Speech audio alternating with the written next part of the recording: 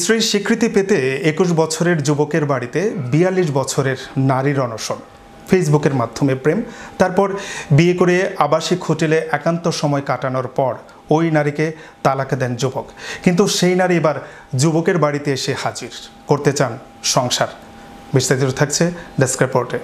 নাদিমের জন্য আমি আমার জীবনের অনেক কিছু হারাই ফেলছি, যেটা আমি বলতে পারবো না। স্ত্রীর স্বীকৃতির দাবি জানিয়ে ২১ বছরের এক তরুণের বাড়িতে এসে অনশনে বসেছেন ৪২ বছরের এক নারী। ফেসবুকে পরিচয়ের পর ওই নারীকে বিয়ে করেছিলেন নাদিম, কিন্তু কিছুদিন পরেই বিয়ে করা স্ত্রীকে অস্বীকার করে যোগাযোগ বন্ধ করে দেন নাদিম। এরপর বাধ্য হয়ে স্ত্রীর স্বীকৃতি পেতে ২১ বছরের নাদিমের বাড়িতে এসে অনশনে বসেছেন ৪২ বছর বয়সের ওই নারী।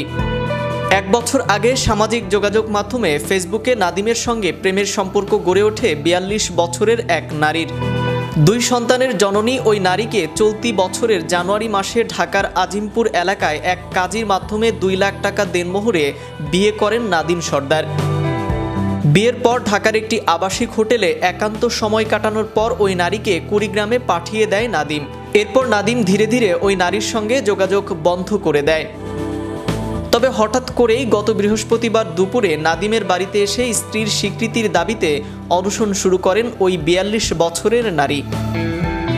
ওই নারী বলেন, বিয়ের আগে নাদিমের সঙ্গে আমার প্রেম ছিল, সবকিছু জেনে শুনে আমাকে বিয়ে করেছেন নাদিম। বিয়ের পর নাদিমের যখন যা কিছু প্রয়োজন হয়েছে আমি দিয়েছি, এমনকি আমার গহনা বিক্রি করেও টাকা দিয়েছি। আমি নাদিমের কাছে এখন সে পারিবারিক চাপের কারণে আমাকে অস্বীকার করছে।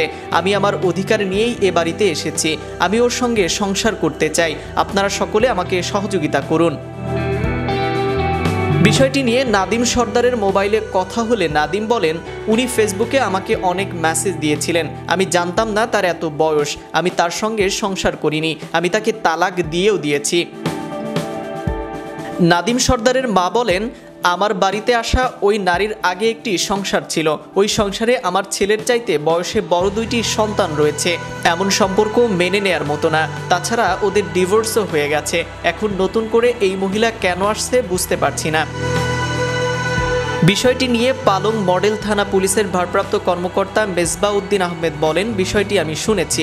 দুজনই প্রাপ্তবয়স্ক, তবে ভুক্তভোগী অভিযোগ দিলে আইনগত ব্যবস্থা নেওয়া হবে। আমি চাচ্ছি নাদিম আমাকে গ্রহণ করুক, আমাকে নাইম আহমেদ, চ্যানেল ইউরোপ, বিনোদন ডেস্ক।